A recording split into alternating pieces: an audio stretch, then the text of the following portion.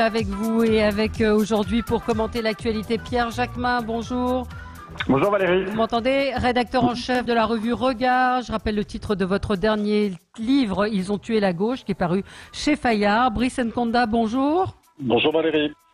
Conseiller régional UDI d'Île-de-France. Vous allez bien? C'est la première fois, je crois, qu'on vous a depuis le début du confinement. Non, vous avez eu déjà? Je vais plutôt bien, je vous remercie. Vous aussi, j'espère. Bon. Oui, on est là. Virginie Leguet, chef adjoint au service politique de Paris Match. Tout va bien, Virginie? Tout va bien. Bonjour Valérie, bonjour tout le monde. Bonjour à vous. Et bonjour. On attend Jérôme Ripoul, qui on n'arrive pas à joindre, directeur associé de l'agence Confluence et coprésident d'Opinion Valais. Donc ça fait un mois très exactement que nous sommes confinés. Petit bilan ce matin. Appelez-nous 0826 300 300. Quel bilan faites-vous de ce personnel déjà dans un premier temps, et puis sur la gestion de la crise, la gestion qui a été faite par le gouvernement. On va revenir sur ce qui est en train de monter. Ça fait quelques jours que le Washington Post a publié une enquête assez documentée sur le fait que ce virus pourrait s'être échappé, je mets des guillemets à échapper, d'un laboratoire, du laboratoire de Wuhan, sans émettre pour le coup d'idées complotistes du genre il a été fabriqué intentionnellement ou il a été lâché dans la nature intentionnellement. En tout cas, beaucoup de choses vont en faveur d'une source qui viendrait de ce laboratoire. Et puis, on va parler de nos EHPAD. Est-ce qu'il faut les rouvrir de façon plus large aux familles? J'espère qu'on aura le temps de traiter tous ces sujets. Virginie, commençons avec vous. C'est l'actualité. Oui, vous voulez parler de la mort de Christophe, c'est ça? Absolument. Eh oui. ben voilà, oui, un petit coup de cœur. C'est un chanteur qui a une très longue carrière, qui a été très connu dans les années 60, qui était un chanteur à minette. Et qui a su se réinventer au fil du temps. Et moi, j'aimais beaucoup ce personnage, à la fois secret, taciturne, qui dormait pas la nuit mais la journée, qui était très compliqué visiblement à manier lorsqu'il était invité ou interviewé, mais qui allait droit sur sa route, qui était un fou de son et qui toujours achetait des nouvelles machines pour perfectionner son son. Voilà, donc je voulais lui rendre un petit coup de chapeau. Peut-être qu'il sera partagé par d'autres aujourd'hui. Oui. Je ne sais pas, est-ce que ça vous touche les uns et les autres, la mort de Christophe? Ah ben bien sûr, bien sûr, c'est une histoire. C'est Jérôme Ripoul qui nous a rejoint. Oui. Bonjour Valérie. C'est une part de nous-mêmes, et d'une certaine manière, ce personnage qui était un peu emblématique, énigmatique, et qui, avec une voix aussi particulière, et on se souvient d'Aline, des mots bleus, etc. Et bien sûr, ça nous touche tous. Alors, nous, notre génération, mais c'est vrai que ça marque une histoire. C'est un temps. Oui, ça marque une histoire, oui, absolument. Brice Nkonda. Non, on a perdu Brice. Non, je suis de retour. C'est bon. Voilà. Écoutez, c'est moins de ma génération, mais effectivement, ce sont des musiques qu'on a entendues et qui ont bercé un peu notre enfance. Et donc, effectivement, c'est une perte. C'est une perte. Oui. Voilà, bah oui, le pauvre, il est mort du coronavirus cette nuit à 74 ans. Un mot, Pierre Jacquemin, c'est moins votre génération? Oui, c'est moi ma génération, mais c'est quand même tout au long de mon adolescence, de mon enfance, des chansons qu'effectivement on a évidemment entendu parler, mes parents écoutaient, on a tous en tête les mots bleus. Aline, j'imagine qu'il y a beaucoup d'Aline qui portent ce prénom pour grâce à Christophe, donc évidemment c'est évidemment triste. Et si je peux rajouter quelque chose, la nouvelle génération des chanteurs français s'est beaucoup inspiré de lui, a même repris en duo beaucoup de ses chansons, et parfois avec des résultats tout à fait formidables. Donc bien sûr, il a l'âge qu'il a et il appartient à la génération à laquelle il appartient, mais il survit aujourd'hui avec les jeunes chanteurs. Je pense à Juliette Armanet, Julien Doré, qui souvent se sont référés à lui et ont repris ses chansons. Absolument, absolument, oui. Josette s'indigne que on ait pu dire un chanteur à minette. Oui, c'était un chanteur à minette. Qui était considéré comme un chanteur à minette dans les années 60. Oui. C'était Salut les copains, c'était tout ça. Voilà. Un coup de. Alors Pierre, c'est un coup de cœur, coup de gueule. On vous écoute, Pierre Jacquemin. C'est un coup de cœur parce que j'ai découvert la semaine dernière un hymne qui est un hymne féministe mexicain. Je ne sais pas si on peut passer le son, mais oui, si, voilà.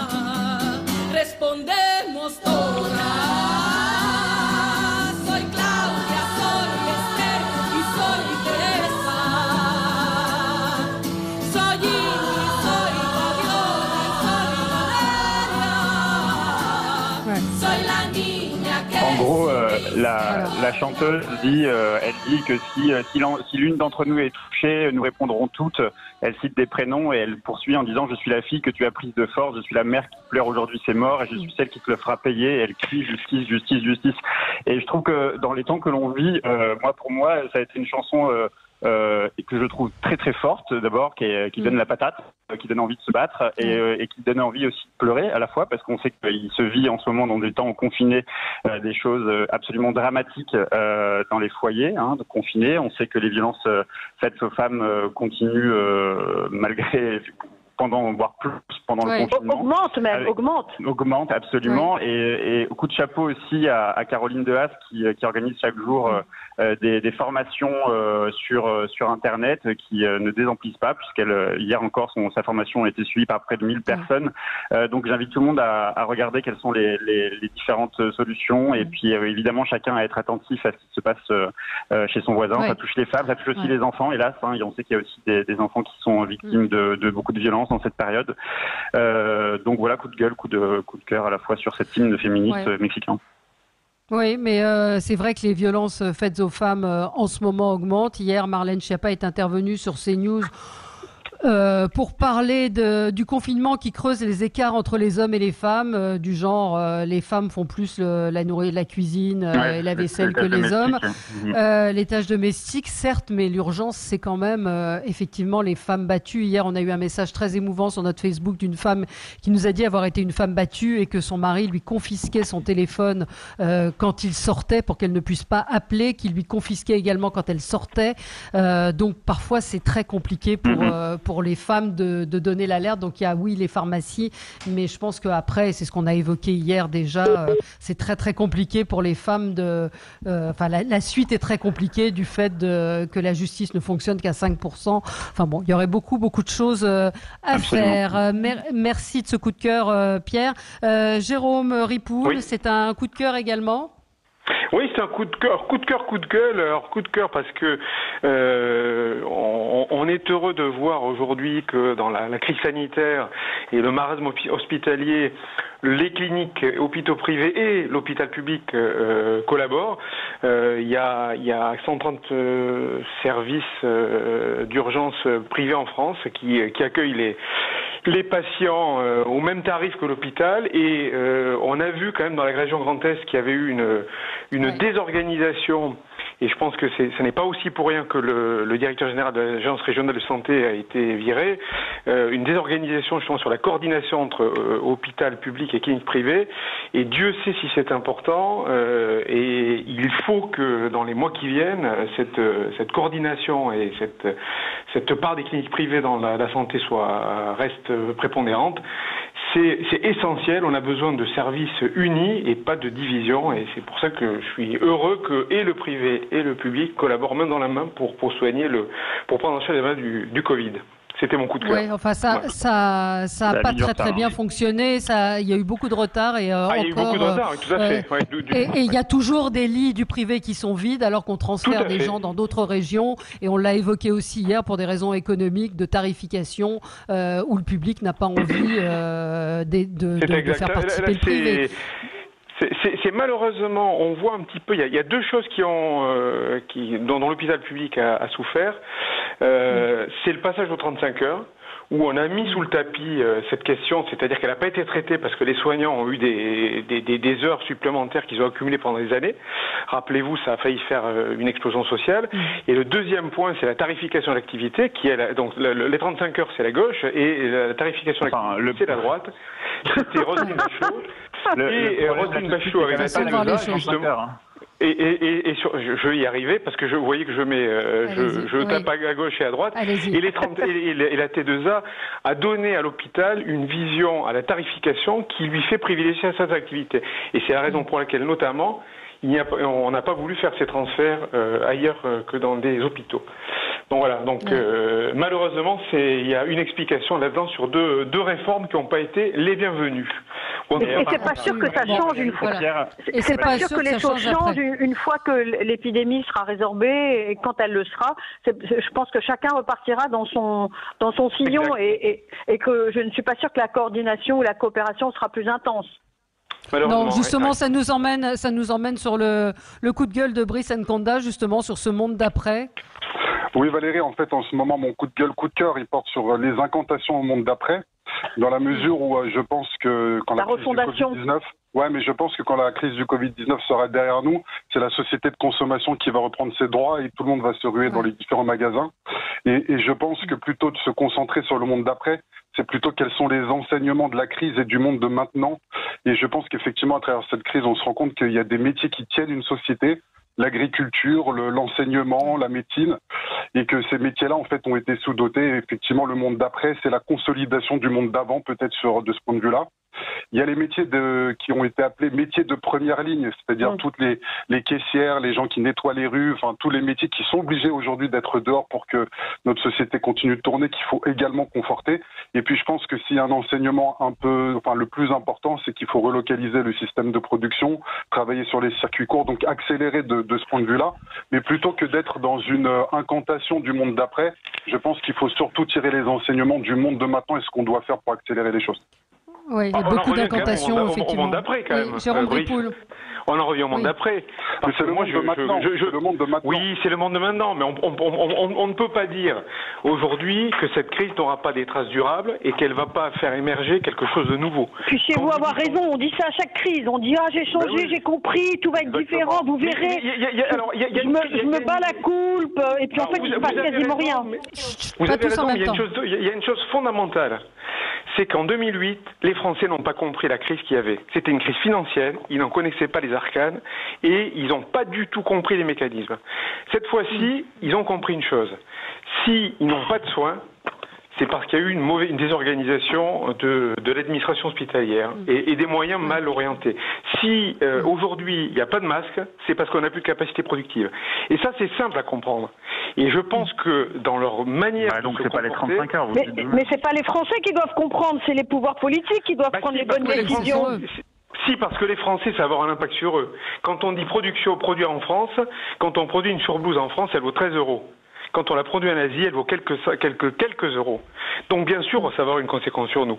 Et donc, bien entendu, ce monde de demain, il ne va pas se préparer sans nous.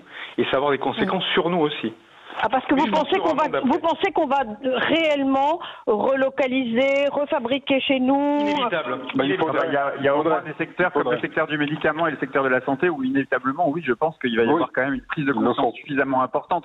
Après, moi, je suis pas d'accord sur l'opposition monde d'avant, du monde du lendemain. Je pense qu'effectivement, la principale préoccupation, et on a le droit de rêver au monde de demain, mais la principale préoccupation à partir du 11 mai, pour 98% notamment des entreprises qui sont des TPE et des PME, c'est est-ce que notre activité va pouvoir se poursuivre et est-ce qu'on va pouvoir maintenir les emplois. Et je pense que la principale inquiétude des Français, elle réside dans le maintien ou non de leur emploi. Ça, c'est le court terme et donc on doit anticiper ce court terme. Maintenant, je pense que ça ne doit pas nous empêcher de penser le long terme, c'est-à-dire que le système dans lequel on vit aujourd'hui, qui est totalement aujourd'hui responsable aussi d'un certain nombre de dérèglements, notamment je pense climatiques, économiques aussi, on doit aussi s'interroger sur quelle activité demain est nécessaire et quelle activité ne l'est pas nécessairement. Oui, et je pense que mais est-ce qu'on n'est pas dans l'incantation, comme le dit Brice Nkonda, c'est-à-dire on est aujourd'hui dans après ce sera mieux, on fera différemment, etc.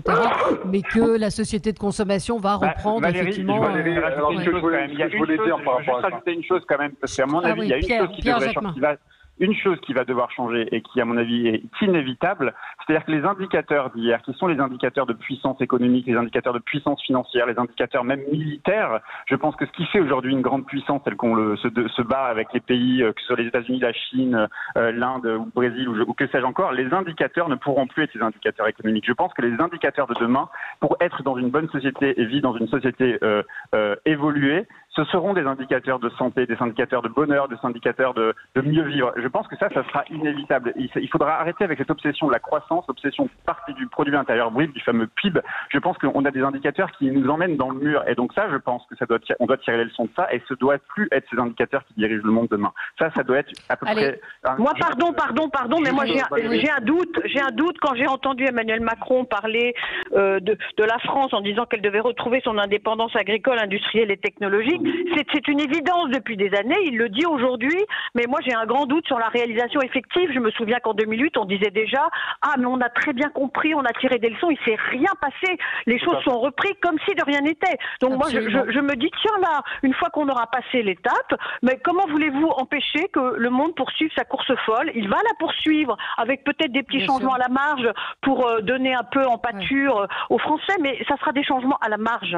Allez, on doit marquer une pause. Hélas, il faut bien rentrer un petit peu d'argent dans les caisses de Sud Radio, mais on se retrouve dans un tout petit instant. 0826 300 300 si vous voulez participer à ce débat et puis nous parler de votre mois de confinement. Tout de suite. Allez, on est de retour avec vous sur Sud Radio 0826 300 300 pour parler de ce premier mois de confinement. Peut-être un dernier mot sur le monde d'après. Ce débat est intéressant. Je crois que c'est Jérôme Ripoul qui voulait intervenir. Oui, non, moi je pense qu'il y a déjà un monde d'après. Est-ce que nous tous qui sommes autour de nos téléphones, on aurait pu imaginer il y a seulement un mois qu'on allait arrêter l'économie de pays entiers et que il y a certains secteurs allaient perdre 80% de leur chiffre d'affaires? Personne ne l'aurait imaginé, parce qu'on aurait toujours dit les lobbies sont là, l'économie va prendre le dessus, et pourtant c'est arrivé. Donc on voit bien qu'il y a un changement de logiciel et que cette fois-ci il y a quelque chose qui s'est passé. Parce que si tout était aussi simple qu'on le dit, eh bien l'économie aurait pris le dessus. Or cette fois-ci l'économie s'est mise derrière les problématiques de sanitaire et de santé. Donc je pense que là il y a vraiment quelque chose de nouveau qui est en train de naître. Et je vous fais parier que l'économie reprend. Avant de penser la question économique, je pense que ce qu'on n'aurait pas pu imaginer, c'est que on serait obligé d'en passer par une réduction des libertés pour pouvoir sauver notre peau. C'est surtout ça, moi, qui m'interpelle. C'est comment aujourd'hui, dans les conditions dans lesquelles on est, on a réduit nos libertés et qui sont nécessaires un temps. Et d'ailleurs, il y a plein de conventions qui le stipulent, qui l'autorisent de réduire nos libertés. C'est le cadre des états d'urgence. Mais le monde d'après, c'est aussi que ces libertés ne soient pas réduites et ces libertés réduites ne soient pas inscrites dans un droit plus commun. Moi, c'est plus ça qui m'inquiète. Voilà. Allez, on verra. On aura l'occasion, je pense, d'en reparler. Je voulais faire le bilan de ce mois de confinement, du début de cette crise, de la gestion qui a pu être faite par le gouvernement de cette crise. On a un auditeur qui nous dit tout a été raté. Un mois, quel bilan? Tests, masques, Waterloo pour Macron. Est-ce que vous partagez sur cet avis? Brice Nkonda, je peux prendre la parole?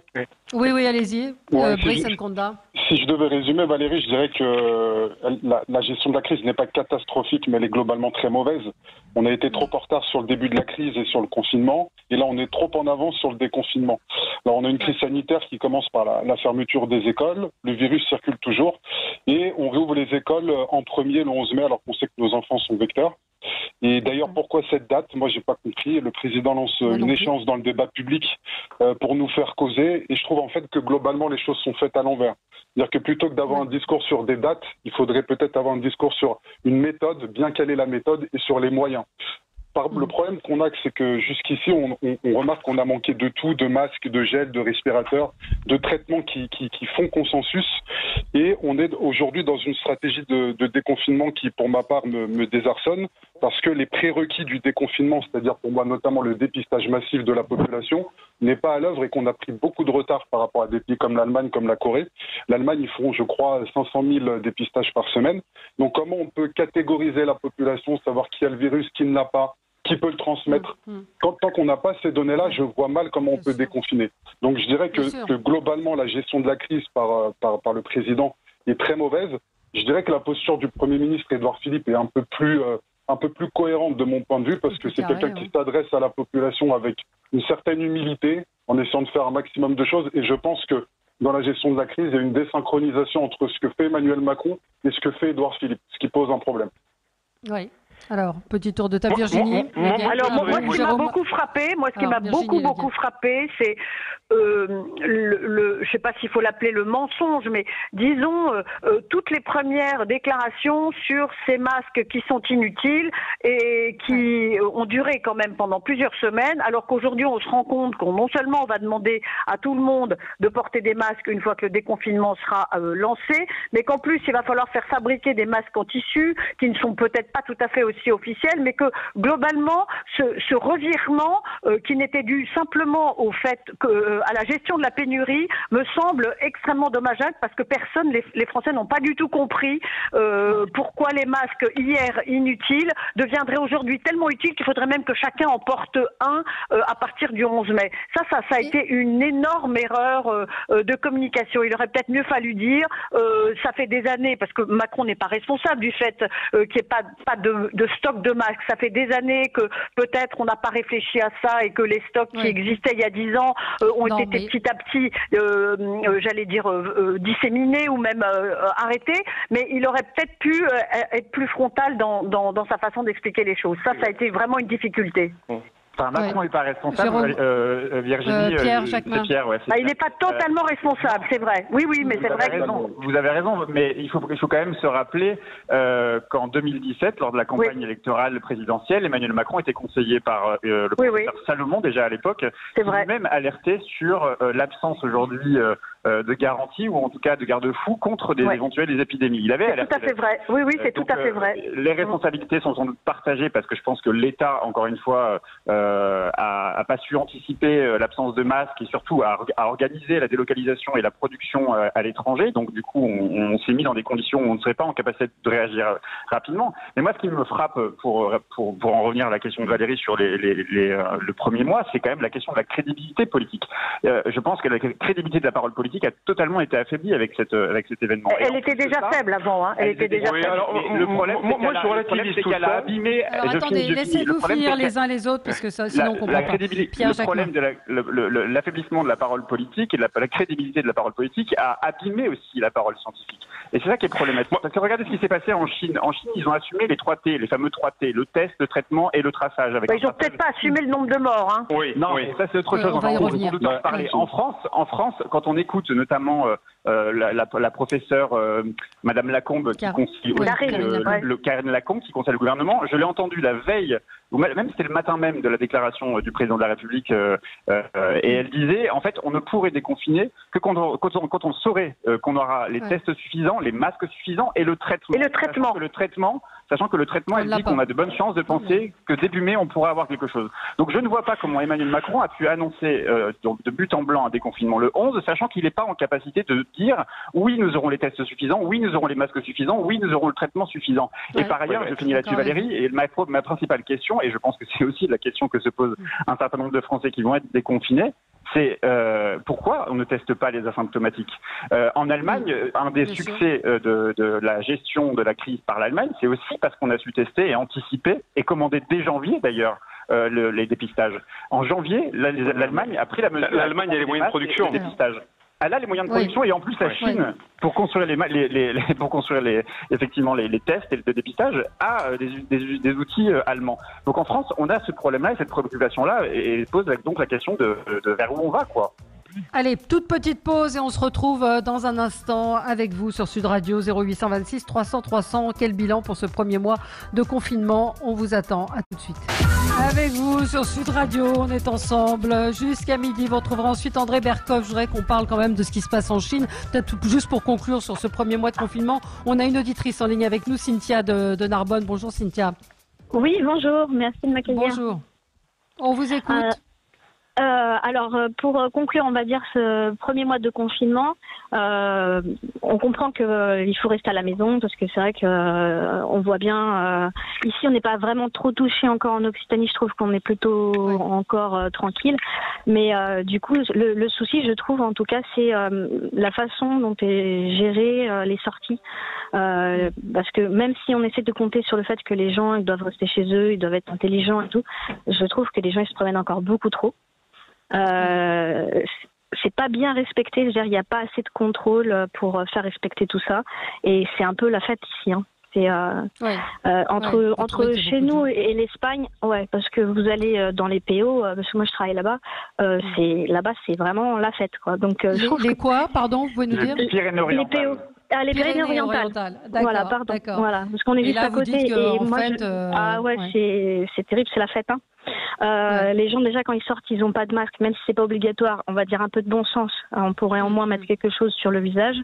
Après, on fait tout ça quand même pour les personnes âgées aussi en priorité, mais c'est les premiers à être dehors, à parler avec tout le monde, à se faire la bise, à se serrer dans les bras et voilà. Vous dites qu'en Occitanie, il y a une certaine oui, parce qu'ils voient qu'on n'est pas beaucoup touchés et je trouve que, alors que moi j'ai beaucoup d'amis infirmières qui nous disent quand même l'hôpital il est quand même bien plein et qu'à cause de ça il y a quand même d'autres gens qui ont d'autres pathologies, on demande de reculer, de repousser certaines choses. Moi j'ai une fille, parfois elle a besoin de soins, on est obligé de les reculer à septembre. Je veux bien faire tout ça, mais il faut aussi que les gens comprennent qu'aujourd'hui, comme mon père a dit, quand il y a le feu, on est tous pompiers. Hein. Et ça c'est sûr, c'est sûr et c'est vrai que il y a des comportements peut-être qui sont pas exemplaires, mais dans l'ensemble les Français ont plutôt pas très civiques, mais dans l'ensemble, on a le sentiment que les Français l'ont à peu près respecté. Est-ce que alors je voudrais qu'on parle quand même de ce virus, des choses qui sont en train de sortir. Je disais le Washington Post qui il y a quelques jours a publié une enquête assez documentée sur le fait que le patient zéro à Wuhan n'avait pas de lien avec le marché et que, oui, il pourrait s'agir d'un virus qui se serait échappé, alors qui serait sorti de ce laboratoire en raison. Alors déjà, il y a 3 ans, les Américains les autorités américaines, le consul sur place avait envoyé des câbles, des notes blanches en disant attention, la sécurité n'est pas respectée. Donc c'est une hypothèse qu'on est en train d'envisager. Ce matin, le professeur Montagnier, moi je pense que c'est quelqu'un de très controversé, qui a certainement fait des choses très bien. Prix Nobel cependant. Oui, les prix Nobel peuvent aussi dire des conneries. Ça peut arriver, mais ils peuvent dire aussi a fortiori des vérités. Oui, ils peuvent dire des vérités, mais il a quand même quelques petites choses qui sont pas forcément positives à son actif. Quand je dis controversé, anti-vaccin, donc là je sais que je vais recevoir plein de mails de gens qui vont m'insulter, mais sur la mémoire de l'eau à travers les ondes. Enfin bon. Ah, c'est benveniste, ça, oui. Oui, c'est benveniste, mais il l'a récupéré. Donc voilà. Donc prenons peut-être, mais en tout cas, le président de la République lui-même hier a dit pour la première fois que les Chinois nous avaient peut-être caché des choses. Les Américains sont en train d'enquêter sur effectivement une éventuelle fuite de ce laboratoire. Oui, ou d'ailleurs, Valérie, on aurait une part, puisque ce laboratoire, il faut le savoir, il a été inauguré par le Premier ministre Cazeneuve à l'époque, et c'est un laboratoire P4 qui a été construit avec l'assentiment et la collaboration de la France. Et il y a bien entendu dès le départ de l'épidémie, moi j'ai eu des retours sur l'existence de ce P4, on le savait tous, et des remontées aussi des inquiétudes. Ce que dit effectivement le professeur Montagnier, puisque dans pour citer aux auditeurs, il a annoncé dans un média que selon lui il y avait une manipulation du virus et qu'il y avait des séquences de VIH, de virus du sida, dans ce nouveau virus, dans ce coronavirus. Pour l'instant, c'est pas vérifié. Et pour l'instant, on n'a pas eu d'informations officielles. Moi, j'ai été frappé par une chose, c'est que lorsque Emmanuel Macron a fait sa dernière allocution, il a eu un mot qui n'était pas un mot anodin. Il a dit « ce virus n'a pas révélé tous ses mystères ». Et cette formulation, moi, m'a laissé songeur. Et je pense effectivement qu'il y a un certain nombre de choses, des signaux faibles qui nous indiquent qu'il y a quelque chose qui se passe. Le retrait par les États-Unis de leur contribution à l'OMS, les déclarations effectivement d'Emmanuel Macron, tout ça laisse à penser que la Chine n'est peut-être pas aussi vierge que cela dans l'apparition de ce virus. Oui, alors qui veut réagir ? Elle est en aucun cas vierge, que ça soit par le biais de ce laboratoire ou dans ce marché de Wuhan, l'origine, elle est en Chine, donc elle n'est nullement innocente. Moi, ce qui m'étonne beaucoup, en dehors même de cette affaire de laboratoire dont je ne sais rien et qui circule déjà depuis de longues semaines sur les réseaux sociaux avec des thèses toutes plus, j'allais dire, inquiétantes les unes que les autres. Mais ce qui m'étonne, c'est pas tout à fait ça, c'est la faiblesse du nombre de morts déclarés par rapport au nombre incroyable de la population. Il y a 1,2 milliard d'habitants en Chine. Ils ont commencé par déclarer déclaré environ 3300 morts. Puis après, il y en a eu 1000 qui étaient tout simplement morts chez eux et qui ont été rajoutés à ces 3000 morts. Mais quand on a vu les premières images des longues queues de Chinois qui faisaient la queue pour récupérer leurs urnes funéraires, là, on pouvait déjà se poser la question. Mais moi, il me semble qu'on ne peut pas accorder grand crédit à ce que la Chine a bien voulu nous dire de la réalité de ce virus, qu'elle savait, qu'elle connaissait depuis longtemps et qu'elle a mis très très longtemps à divulguer de façon officielle. Et le retard qui a été pris par les autres pays, il est sans doute dû à ce décalage qui a été très long. Il y a le président de la République, je vous dis sa phrase, il y a manifestement des choses qui se sont passées qu'on ne sait pas. C'est le problème. Oui, moi je trouve, si je peux me permettre, Valérie, je ne sais pas comment interpréter les révélations du Washington Post. Effectivement, Virginie l'a rappelé, ça circulait depuis un long moment déjà sur les réseaux sociaux. Moi, ce qui m'interpelle plus, c'est la manière dont le président américain et le président français évoquent cette affaire. Soit ils ont des informations et ils les communiquent, soit ils ne les ont pas et ils ne disent rien. Dire cette phrase, des choses se sont passées qu'on ne sait pas, d'abord la phrase est absurde, parce que soit il s'est passé des choses et on sait, et soit il s'est passé des choses et peut-être on ne sait pas, mais il s'est passé des choses. Bref, vous avez 4 heures pour y réfléchir, c'est un sujet pour les terminales du bac. Je ramasse les copies dans 4 heures. Voilà, exactement. Mais par ailleurs, sur la méthode, je sais pas quoi dire sur cette affaire, parce que on n'en sait rien. Il faudra voir, il y aura des enquêtes et il faudra mener l'enquête sans doute. Et je pense qu'il faut aussi balayer devant notre porte, parce qu'il y a sans doute des choses qui se sont passées qu'on ne sait pas aussi en France. Donc il faut aussi savoir balayer devant sa porte. Mais moi, ce qui m'interpelle, c'est cette déclaration du président de la République. Cette déclaration du président de la République à un média étranger, en l'occurrence un média britannique qui ne fait plus partie de l'Union européenne, alors même qu'en France, le président de la République continue d'intervenir sans même qu'il l'ait et sans même que les journalistes aient la possibilité de l'interroger. Moi, c'est plus ça qui m'a alerté quand j'ai vu cette déclaration du président de la République, c'est me dire, je pense que sans envie de polémique non plus, j'ai pas envie qu'il y ait une polémique qui naisse aujourd'hui avec le président de la République, mais ça me paraît délirant que ce soit la 4e intervention que le président de la République fasse aujourd'hui pour donner des informations sans qu'il puisse y avoir la possibilité pour les journalistes de l'interroger. Le syndicat, pas le syndicat, l'association de presse de la presse présidentielle s'est déjà interrogé et s'est même déjà inquiété de voir qu'effectivement il ne peut plus exercer son métier, les journalistes ne pouvaient plus exercer leur métier dans de bonnes conditions. Quand on voit en Allemagne, je déteste en ce moment citer le cas allemand, mais c'est vrai qu'en Allemagne il se passe des choses quand même. Quand on voit les déclarations de la presse de Angela Merkel, elle intervient pour dire des choses de manière très rapide et elle est face à des journalistes qui l'interrogent. Ça pose question aussi quand même sur la manière dont les choses se passent en France. Vous changez de sujet, vous revenez vous êtes sur votre sujet des libertés à chaque fois. Je le comprends, mais on peut aussi parler on peut aussi parler d'autres choses et sur le président Macron et dans les pas de Donald Trump pour le coup, puisque le président américain avait appelé ce virus le virus chinois, donc il poursuit finalement un petit peu le questionnement des États-Unis qui ont annoncé qu'une enquête était en cours pour connaître la provenance, parce que c'est quand même une vraie question de savoir si c'est une chauve-souris et un pangolin qui ont ou une manipulation. Contaminé, ça peut changer la donne diplomatique, commerciale et économique. C'est-à-dire que là, on peut se retrouver avec une des premières puissances mondiale qui est mis au banc du concert des nations parce qu'on va lui reprocher peut-être, alors tout ça est à voir, mais il y a quand même beaucoup d'éléments qui commencent à percer et on aurait bien envie d'attendre les scientifiques et notamment l'Institut Pasteur qui est doublement concerné puisque le P4 à Wuhan ils le connaissent bien puisqu'ils l'ont installé et d'autre part parce qu'ils sont à même de dire s'il y a des manipulations sur le coronavirus. Il y a eu beaucoup de scientifiques parce que vous l'avez dit, j'ai pas relevé, Jérôme Ripoul, vous avez dit le professeur Montagnier parle d'une manipulation HIV, etc.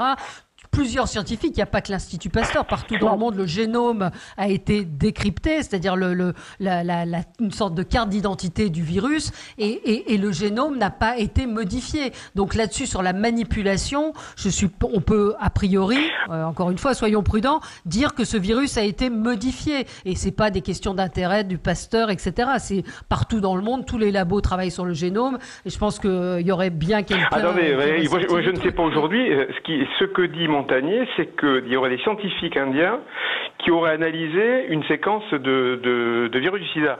Moi, je sais pas, hein, j'en sais rien du tout. Ouais. J'espère effectivement que c'est pas le cas. Il y a quand même beaucoup de conditionnels dans tout ça. Hein. Oui, c'est ça. Si vous suivez les réseaux sociaux, vous voyez qu'il y a une étude par jour qui sort, etc. Donc c'est vrai que c'est très difficile de se faire une idée. Moi, je vous encourage, si vous lisez l'anglais, à lire le Washington Post, parce que moi, c'est ce qui m'a, pas convaincu, mais en tout cas, j'ai trouvé que c'est très argumenté sur le fait qu'il y avait plus d'arguments qui allaient dans le sens d'un virus qui se serait échappé, encore une fois, je trouve pas le bon mot, de ce laboratoire, plutôt qu'une contamination sur un marché. Est-ce que je peux dire quelque chose? Oui, je voudrais juste... je vais aller très vite, pardon, je ne veux pas prendre la parole d'autres, mais moi, il y a quand même un point qui me surprend, c'est que si une des hypothèses qui a été évoquée, qui est le trafic et la consommation d'animaux sauvages, qui, je le rappelle, est courante en Chine, c'est quasiment pour des raisons culturelles, des raisons aussi de niveau de vie, de pauvreté. Si ce trafic-là a été laissé, j'allais dire, perdurer, bien qu'il ait été interdit officiellement depuis... le SRAS en 2003. Donc il y a là aussi une forme d'hypocrisie des autres pays qui ont laissé la Chine continuer à s'organiser comme elle s'organise déjà depuis très très longtemps. Moi, j'attends de savoir si après cette pandémie, ce trafic et cette consommation, comme la Chine a l'air de le dire, mais elle l'avait déjà dit la dernière fois, seront réellement interdits. Non, puisque ça a recommencé visiblement. Oui, mais officiellement c'est interdit. Oui, exactement. Officiellement c'est interdit. Et on a bien vu que ça ne l'était pas du tout. Le professeur Sicard dit justement que le réservoir de maladies dans les animaux exotiques est un vrai danger. Et ça, c'est une réalité, parce que ce soit Ebola ou que ce soit effectivement le coronavirus, ça vient d'origine animale. Donc, c'est évident que c'est un vrai problème. Non, ce que je voulais dire, c'est alors, je suis pas un spécialiste. Pour déterminer l'origine du mal, il faut effectivement qu'une enquête soit diligentée. Mais il est fort probable donc que la Chine ait une part de responsabilité, qu'elle nous ait pas tout dit sur la gravité de la crise. Mais il faut pas non plus que ce soit une manœuvre de diversion pour nous exempter de nos propres torts. C'est vrai. C'est-à-dire il faut quand même voir. Il faut pas se défausser. Il faut pas se défausser non plus. On a eu quand même en fait, les Chinois étaient quand même les premiers sur le front. Ils ont aussi peut-être eux-mêmes mis du temps à constater ce qui leur arrivait. Comme nous, on a eu un retard à l'allumage. Mais je dirais que, contrairement à nous, ils étaient les premiers. Nous, on a eu l'expérience de la Chine, on a eu l'expérience de l'Italie, et on a eu du mal à anticiper. Aujourd'hui, j'observe que il y a à la fois Washington, Londres et Paris qui commencent à pointer du doigt la Chine. C'est quand même aussi la Chine qui nous envoie des masques. Alors, ils sont pas gratuits, les masques. Oui, mais je veux dire que la Chine nous aide aussi. Ce que je veux dire, c'est qu'il faut pouvoir un peu décanter cette histoire-là et ne pas reporter toute la faute sur la Chine non plus. Je pense que les responsabilités sont partagées. Est-ce que c'était le moment de effectivement, on peut poser la question, de se mettre en délicatesse avec la Chine? Il y a quand même eu des déclarations de l'ambassadeur chinois sur son compte Twitter qui ont fait réagir, qui ont obligé le ministre des Affaires étrangères Jean-Yves Le Drian à réagir. Donc je pense que c'est assez inhabituel quand même dans les relations franco-chinoises que le ministre des Affaires étrangères soit obligé de recadrer l'ambassadeur de Chine en France. C'est pas courant, hein. C'est pas courant. Non, c'est pas courant. Allez, petite pause et on se retrouve dans un instant avec vous 0826 300 300. À tout de suite. Avec vous sur Sud Radio jusqu'à midi. Vous retrouverez ensuite André Berkoff. Faut-il rouvrir les EHPAD aux familles? Pour l'instant, il n'y a que les visites pour les proches en fin de vie qui sont autorisées. Ce n'est pas encore mis en place. Vous avez vu que le ministre de la Santé avait beaucoup de mal à répondre au lendemain de l'intervention du président de la République sur ce sujet. Mais les professionnels du secteur appellent à aller plus loin. Pascal Chanvert en particulier, qui est président de l'association des directeurs au service des personnes âgées, dit il y a urgence. Il faut que dans le cadre du confinement général, on puisse organiser des mesures d'adaptation. Les visites des familles sont indispensables. Il ne faut pas que les personnes âgées meurent d'autre chose que du coronavirus. Alors, de solitude. Oui, de solitude, mais là encore, on est toujours polémique, mais pourquoi est-ce que les maisons de retraite, qui coûtent quand même un pognon de dingue, pour reprendre une expression familière, n'ont pas anticipé, c'est pas la question, mais en tout cas mis en place des choses qui auraient permis peut-être aux familles de voir leurs aînés, peut-être dans les jardins, peut-être une pièce, il y avait peut-être des choses à imaginer. Je vous pose la question. Il y a eu des expériences, on a vu à la télévision des EHPAD effectivement qui permettaient, et ça me paraît une très très bonne chose, qu'à travers des grilles, mais quand même en étant très proches, les familles et les personnes dans un EHPAD se parlent, et ça je trouve très bien, parce que le lien ne peut pas être que, surtout pour des personnes qui ont 80, 90 ans et qui manient pas les réseaux sociaux ni les outils de connectique, de pouvoir avoir ce lien physique, quoi. Ça paraît essentiel, indispensable. Ouais. Oui, Brice. Ouais. Alors, Brice Nkanda. Oui, Valérie, en fait, moi je pense effectivement que les visites des familles peuvent être extrêmement bénéfiques, remonter le moral des résidents, mais il faut que tout ça se passe dans un cadre qui soit extrêmement sécurisé. C'est toujours la même question.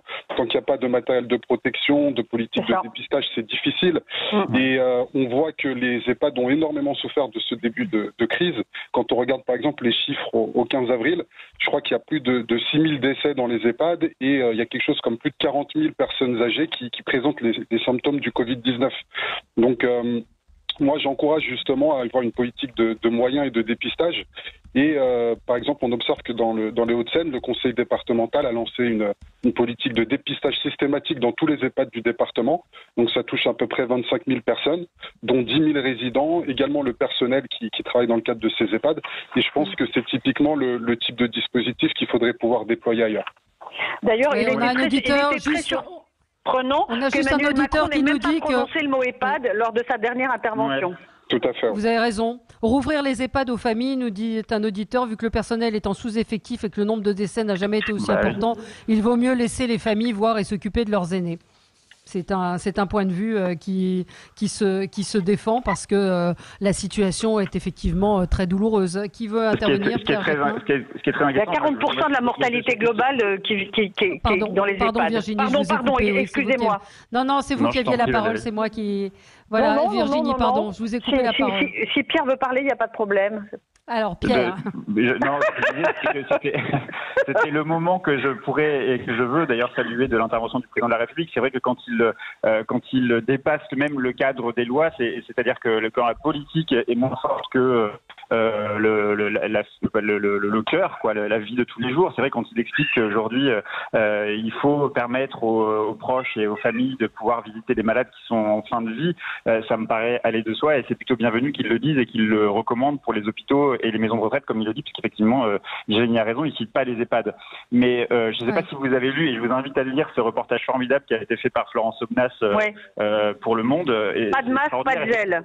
Pas de masque, pas de gel. Les personnels des EHPAD étaient totalement démunis et c'est-à-dire que c'était presque, ce papier est à pleurer parce qu'on sent que les personnels sont totalement dévoués, ils y vont sans protection, sans masque et même pour certains d'entre eux vont jusqu'à se confiner totalement avec les personnes âgées pour pas qu'elles restent seules, mais aussi pour pas apporter et pour éviter le port de ramener le virus dans l'EHPAD. Donc c'est ça le problème qu'il y a eu dans les EHPAD. Moi, ce qui m'inquiète le plus aujourd'hui, c'est que la décision a été prise pour les personnes âgées et les personnes les plus vulnérables, comme Emmanuel Macron l'a dit, sans d'ailleurs préciser exactement quel était l'âge, mais en gros, on comprend que c'est pour les plus vieux d'entre nous.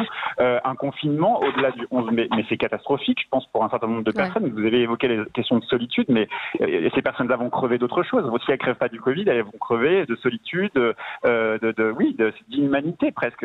Ça, c'est plus inquiétant. J'ai lu des papiers qui parlaient de racisme anti-vieux. Non, je ne parle pas de racisme, mais c'est vrai qu'il y a quand même un problème et il devrait y avoir un plan. Alors, je sais qu'il y a des gens qui travaillent en ce moment, l'ancien sénateur Jérôme Guedj a été missionné pour y travailler, mais je pense que c'est extrêmement important de prévoir quelque chose pour ne pas confiner de manière automatique toutes les personnes de plus de 65 ans. Il y a des tas de gens qui sont en pleine santé, qui ont envie de donner de leur vie. Oui, j'ai vu. Oui, allez-y, mais Virginie, pardon. Non, pardon. Je voulais simplement dire. Virginie. Je voulais simplement dire que organiser les visites des proches, c'est évidemment très bien sur le papier, mais que tant qu'il n'y a pas de masque, tant qu'il n'y a pas de gel, et tant que les EHPAD sont globalement pas en mesure d'assurer la protection de leurs membres, enfin des personnes qui, des personnes qui sont chez elles, et d'assurer la protection de ceux qui viennent viendront, quand les familles retourneront voir leurs parents, et je comprends qu'elles y aspirent ardemment, le virus va recirculer de nouveau. Or, je crois qu'il n'y a pas un EHPAD en France où il n'y a pas quelqu'un qui est déjà contaminé. Donc ça me semble, moi, très hasardeux de parler de retrouvailles ou de nouvelles visites entre les familles et les résidents, à partir du moment où les EHPAD ne sont eux-mêmes pas rigoureusement fournis en matériel suffisant.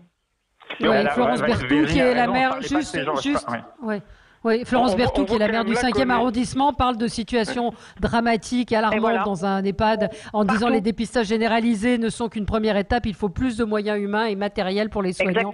Et une plus grande transparence sur les chiffres, parce que là aussi, je pense qu'on va avoir beaucoup de surprises sur les chiffres de morts dans les EHPAD. Pardon, c'est Jérôme Ripoul qui voulait intervenir. Pour revenir à ce que disait Brice et en introduction, et je pense qu'il a tout à fait raison, ça va quand même reposer la question de la valeur qu'on donne à des personnes qui sont avec nos aînés, parfois en fin de vie, et qui s'engagent tous les jours et qui ont un métier qui est extrêmement prenant, qui est extrêmement compliqué, qui est dangereux, parce qu'on voit aujourd'hui qu'il y a effectivement des personnels des EHPAD, y compris des aides-soignantes ou même des personnes de nettoyage qui a été victime du Covid, voire qui en est mort. Et je trouve que ça va reposer quand même la question de la valeur qu'on donne à ces gens-là et à leur travail. Et de ce point de vue-là, cette crise aura quand même aussi une conséquence. Mais dans l'immédiat, rouvrir les portes des EHPAD, c'est quand même mettre en danger et les patients et les personnels qui travaillent. Et je pense que là, il faut raison garder. Tant qu'on n'a pas les moyens, il faut résister. Écoutez ce très joli témoignage de Sacha, qui est un auditeur fidèle qui travaille en EHPAD. Cette nuit, Marthe, 96 ans, ne dort pas. Je lui demande qu'est-ce qui vous empêche de dormir. J'ai peur avec tout ce que j'entends. Peur de quoi? Peur pour les jeunes. Beaucoup vont se retrouver au chômage. Il va y avoir beaucoup de malheureux. Il lui pose la question, vous n'avez pas peur pour vous? Non, moi j'ai vécu. Maintenant, je suis fatiguée. Je peux partir sereine. Lui, il dit, j'ai un peu de temps. Il est 2 heures du matin. Elle me raconte sa vie. Je la quitte quelques minutes plus tard. J'en trouve la porte de sa chambre et elle dort. C'est un très, très beau témoignage de ce que, et bravo Sacha, et vraiment on rend hommage à tous ces gens qui sont auprès des personnes âgées dans les EHPAD, dans les hôpitaux et qui humainement sont là, parce que c'est des gens admirables que d'être aux côtés de ces gens-là. Mais donc vous dites, vous les uns et les autres, que d'ouvrir ces EHPAD serait un risque. En même temps, moi je reprends le témoignage de cet auditeur qui disait le coronavirus est partout, quitte à ce qu'ils meurent, autant qu'ils meurent en voyant leurs proches. Mais ils vont pas forcément tous mourir.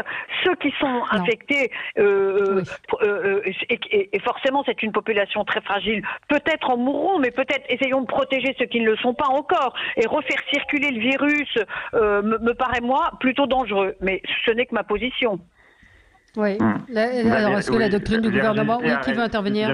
Virginie a raison, et pour relier à la question qu'on se posait au tout début de l'émission sur le monde d'après, ça a été un peu dit, mais c'est vrai que une des leçons qu'on peut aussi retenir de l'Allemagne, pourquoi notamment les personnes âgées résistent mieux au coronavirus et pourquoi il y a un nombre beaucoup moins important de gens qui en meurent, c'est aussi parce qu'ils ont beaucoup, la santé allemande a beaucoup investi dans les Länder sur la fin de vie, sur les personnes âgées, et que donc il y a une manière de traiter les personnes âgées en Allemagne qui est totalement différente de la manière dont nous on les traite dans les maisons de retraite ou dans les EHPAD, et que je pense que ça doit être des leçons qu'on doit tenir sur la manière dont nos sociétés accompagnent les personnes âgées.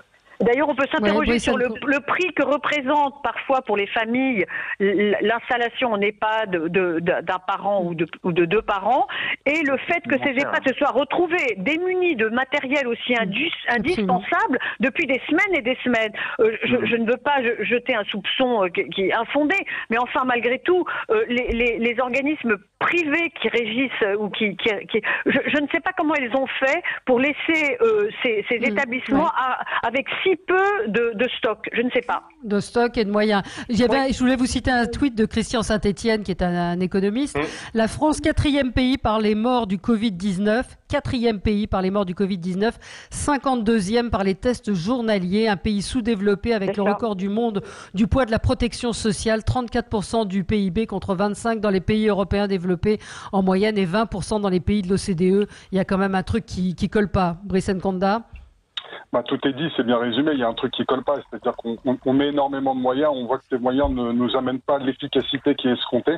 Et aujourd'hui, on devrait être dans une politique de dépistage massif, et ça n'est pas le cas. On nous annonce 100 000 dépistages à horizon mi-avril.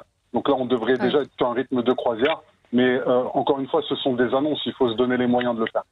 Et pardon, on met plus de moyens qu'en Allemagne, pour reprendre un exemple qui est très cher à Pierre Jacquemin aujourd'hui. Et en Allemagne, ils ont l'air d'avoir un système qui est autrement plus efficace. Oui. Or, ce sont deux pays à peu près comparables. Au niveau des dépenses, on est à peu près similaire à l'Allemagne, mais ils dépensent autrement. Ils ont beaucoup moins d'administration. Nous, on suradministre beaucoup.